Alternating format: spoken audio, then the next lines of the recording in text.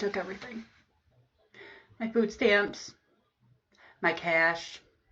I had a cash balance over $6,000. It's gone. I had a food stamp balance of over $10,000. That's gone. They are going to be garnishing my TikTok wages to pay the $27,000 that they are saying I owe from an overissuance in food stamps.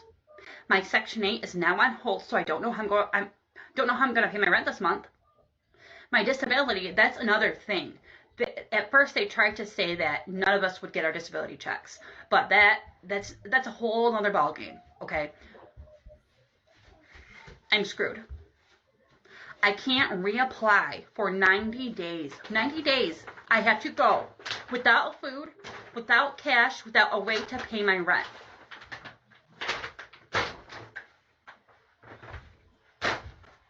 I was just at Walmart, had over $700 worth of groceries in 3 carts with 3 babies. It was so embarrassing. Regards to this woman right here, which we reviewed her before, maybe twice. And now she's saying she doesn't have what she needs to be able to pay her home expenses as well as pay for food or whatever. But what she failed to neglect as well is you gotta take care of that $27K student loan you just got. And I can tell you how she got that, because based off our previous reviews, she got that because, according to her, allegedly, she basically was living off these assistance programs, and she was claiming kids that weren't living with her anymore.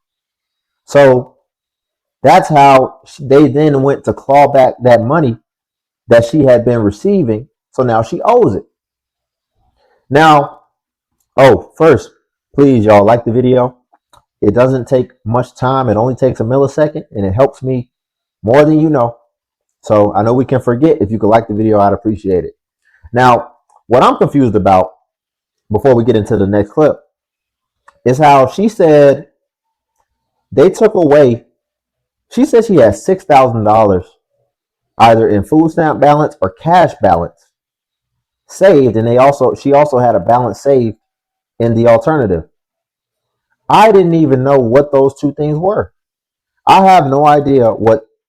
I thought you just get a balance in food stamps EBT and that was it. But there's also a cash balance, because we know with the EBT food stamp balance, especially now, there are certain restrictions and regulations of what you can buy. But then now what you're saying is there's a cash balance as well. So is that like hard cash? So I want to look into what these things are, and we can explore this together. So for EBT, that is strictly for unprepared groceries.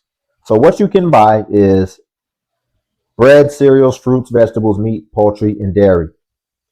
Now, what I was mentioning as far as the restrictions, what you cannot buy is hot prepared meals like rotisserie chicken.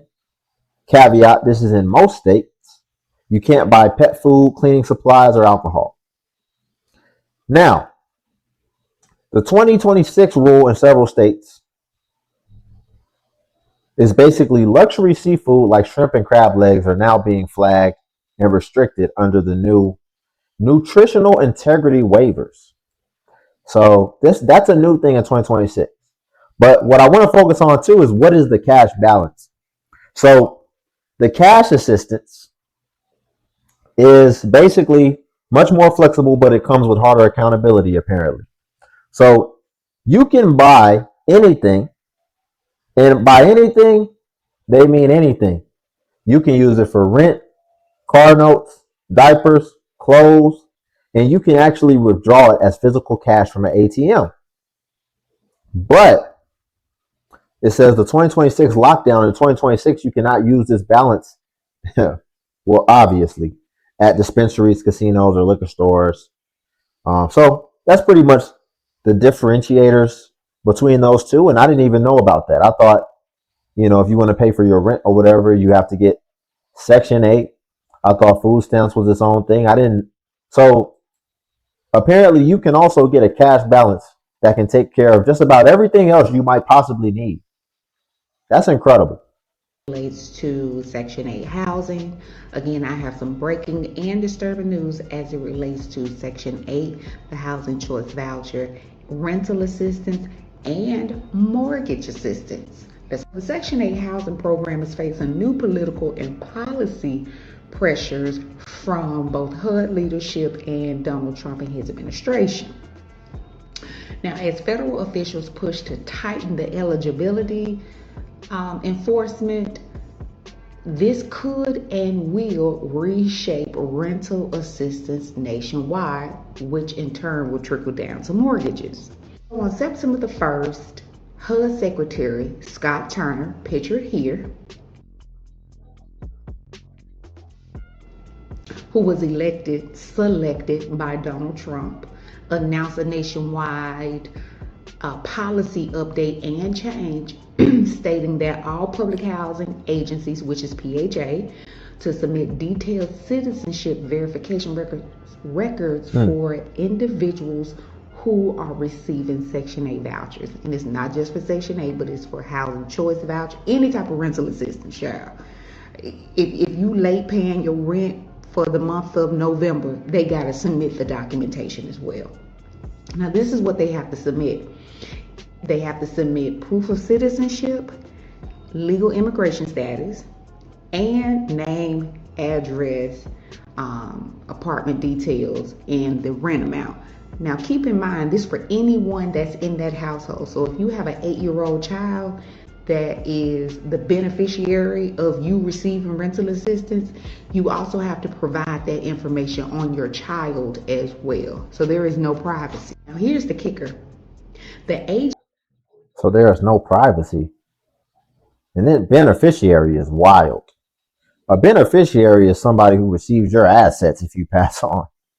So that's their asset, which is funny, right? She said there's no privacy, and then we'll hop back in it. I guess this is something that they weren't used to, that everybody else, especially taxpayers, are used to, because there's no privacy when we fill out our tax forms at the end of the year. You have to put your address, you have to put your dependents who are in the house, and you have to put your income. So they pocket watching as well. So you want to talk about no privacy? Everything else that was on there seemed pretty good. They need identification so they know who you are, so they can give you the benefits. They need to know that you're a citizen, because only citizens should qualify, right? I mean, it's really silly, but I guess things were so good on that side to where it was so unregulated. Just them requiring basic information. Now she's looking at that like it's a violation of privacy. You're going to say they need your social too? We got to put social on the tax forms as well. Agency has 30 days to submit that information. Again, the agency has 30 days to submit that information, the documentation. Now, we all know caseworkers are slow. Housing authorities are slow. So even if you submit the documentation, the caseworker will typically say they haven't received it, they have a backlog of work, they are missing additional information that you submit them. But guess what? There's two things that is going to happen, especially if you're receiving voucher programs. They're going to either kick you off of the program, probably no fault of your own, or they're going to stop paying the landlord or the rental property because they haven't received the required documentation. Now, how is this going to assist the federal government? So number one, we already see the impacts of it right now. The goal is to eliminate 51% of rental assistance programs. Number two, they want to be able to only give assistance for 2 years or 24 months to people that need rental assistance, Section 8 housing choice vouchers. Now, keep in mind, they're already doing that right now with food stamps. Most people only get 3 months, 90 days worth of food stamps right now. They've cut that to 90 days. So that's already in play.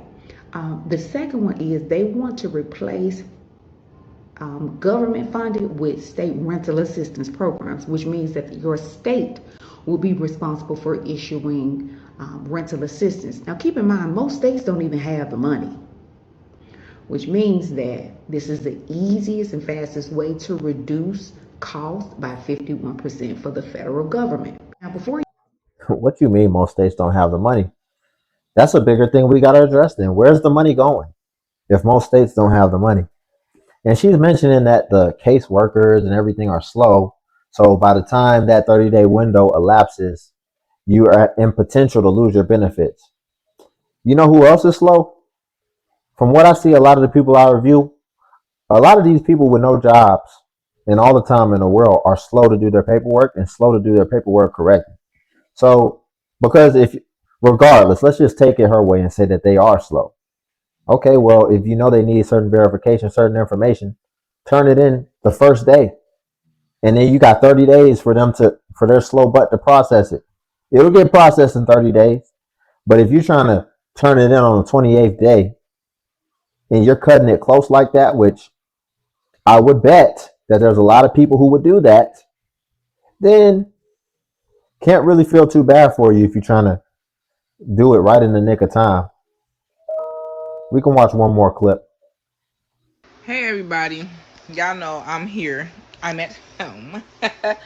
But I got a quick question for y'all.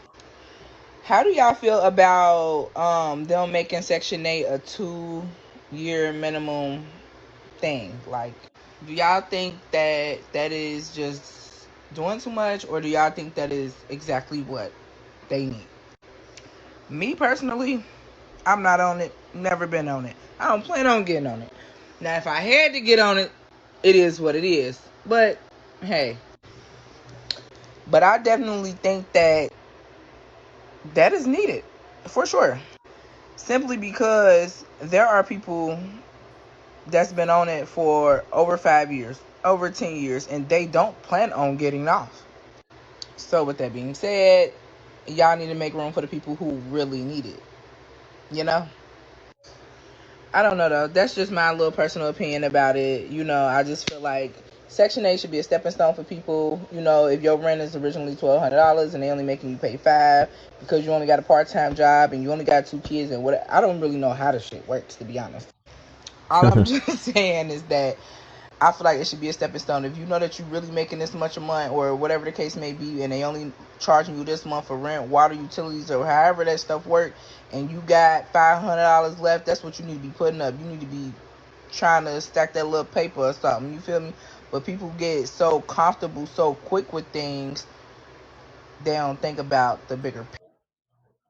Okay, so in the bed with that thing on her head. But if we push that aside for a second, so I think there's some nuance to this question, right? Because she's saying, what do you think about them changing the rules and regulations of Section 8 and bringing it to the 2-year minimum now and basically putting some restrictions about how it can be used and or abused?